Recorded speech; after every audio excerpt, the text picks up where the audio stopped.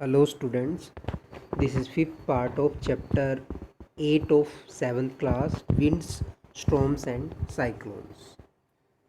So जब बारिश आती है तो हमें बहुत खुशी होती है, बट रेन जो होती है वो कई बार प्रॉब्लम भी क्रिएट करती है। इसके साथ साथ कई डिज़ास्टर्स भी आ सकते हैं। ह्यूमंस को, एनिमल्स को और प्लांट लाइफ को काफ़ी नुकसान हो सकता है। तो हम देखते हैं इससे बारिश के साथ और क्या क्या हमें नुकसान हो सकते हैं। तो इसमें थंडर स्टॉर्म, साइक्लोन्स, इनके बारे में हम स्टडी करेंगे।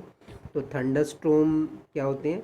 Many a times rain is associated with lightning.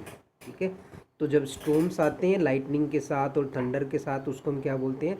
Thunder storm. तो दोनों वर्ड आगे, इसमें थंडर भी आ गया और स्टॉर्म भी आ गया।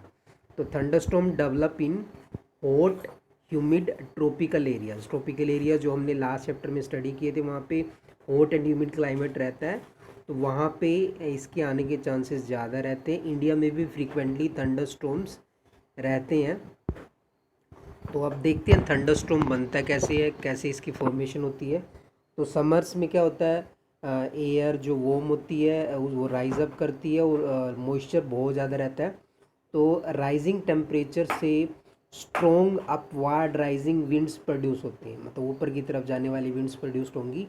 तो जो cooler upper layer of atmosphere होगी, उसमें जो मॉइस्चर है वो रैपिडली कंडेंस हो जाता है वाटर ड्रॉपलेट्स में, या वो फ्रीज हो जाती हैं। और फ्रीज होके फिर क्या करेंगे? They fall down again as the rain और हेल, बारिश में या ओले की फॉर्म में वो नीचे आती है। तो जो फ्रिक्शन होता है, the friction due to the movement of falling water droplets and ice crystal along with the rising air, उससे फिर क्या क्रिएट होता है? लाइटनिंग एंड साउंड प्रोड्यूस्ड होती है। इसी से फिर क्या बनता है? थंडरस्टॉर्म बनता है। तो ये थी फॉर्मेशन ऑफ थंडरस्टॉर्म्स। तो ये इसका वो व्यू दिखाया हुआ आपको किस टाइप से, कि वो एयर ऊपर राइज अप कर रही है, फिर कूल एयर है वो कंडेंस होगी, वो सिंक डाउन हो रही है, फिर वो रेन की फॉर्म में नीचे आ रहा है। तो ये हम डिस्कस कर भी चुके थे क्लासेस में, जो ऑनलाइन क्लासेस लगी थी हमारी। तो थंडरस्टॉर्म से बहुत ज़्यादा डिज़ास्टर हो सकता है, डिस्ट्रक्शन हो सकती है, फ्लड जैसी सिचुएशन क्रिएट हो सकती है, पेड़ गिर जाते हैं, घर डैमेज हो जाते हैं। ठीक है, तो काफ़ी नुकसान हो सकता है। तो हमें क्या क्या प्रिकॉशंस लेनी चाहिए जब थंडरस्टॉर्म आता है? तो किसी भी आइसोलेटेड टोल ट्री या कोई पोल वगैरह है, उसके अंडर हमें शेल्टर नहीं लेना चाहिए।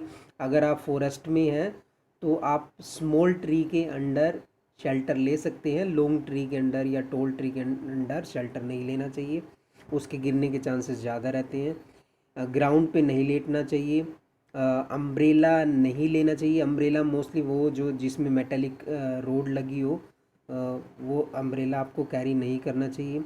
विंडो के गेट के पास नहीं बैठना चाहिए।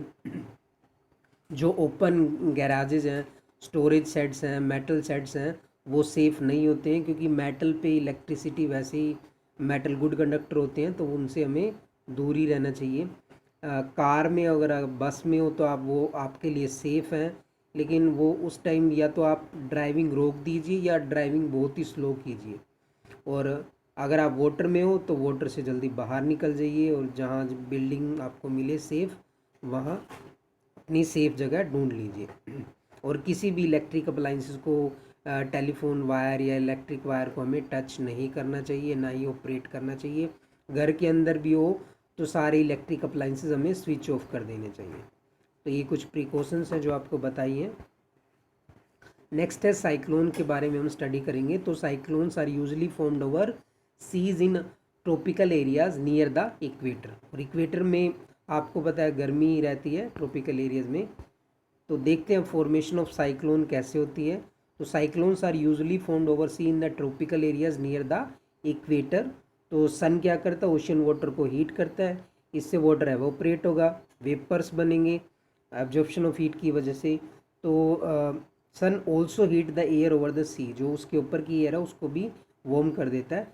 तो वार्म और जो मोस्ट एयर है over the ocean, that rises upward creating an area of low pressure.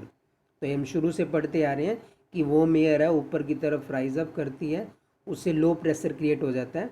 तो in the upper cooler layer of atmosphere जो वाटर वेपर होते हैं वो कंडेंस हो जाते हैं, they form a thick cloud and the heat is release back to the atmosphere, वो heat वापस एटमोसफियर में रिलीज हो जाती है।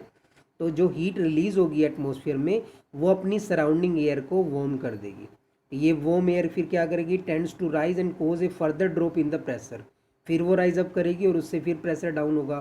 तो more air from the high pressure area that rushes to the centre of the storm and this cycle is repeated. ये cyclone ऐसे ही होता है, मतलब साइक्लिक जो प्रोसेस है वो रिपीट होती रहती है। तो मोर एयर जब रश करती है higher and higher in the atmosphere and forming a more and more thick clouds all around and more air rushes from the high pressure region towards the storm। वो जो तूफान है वो अपना मतलब एक सर्कुलर फॉर्म में, वो उस फॉर्म में फनल शेप में वो बना लेती है अपना प्रेशर, लो प्रेशर एरिया की उसकी वजह से। तो however instead of moving into the centre of low pressure region high pressure wind start revolving around the centre. तो मतलब सेंटर में लो प्रेशर एरिया था, सराउंडिंग में जो हाई प्रेशर एरिया था वो उसको सराउंड करने लग जाता है, रिवॉल्व करने लग जाता है। तो ये कोरियोलिस इफेक्ट की वजह से होता है, जो रोटेशन ऑफ अर्थ है जो लास्ट वीडियो में हमने बताया था। तो the chain of events ends with the formation of very low pressure system with very high pressure winds revolving around it. ठीक है, तो सेंटर में लो प्रेशर एरिया क्रिएट हो गया और उसके सराउंडिंग में हाई प्रेशर विंड्स अब वो रिवॉल्व कर रही हैं। तो once the maximum wind speed exceeds 190 kilometre per hour the storm is classified as a tropical cyclone.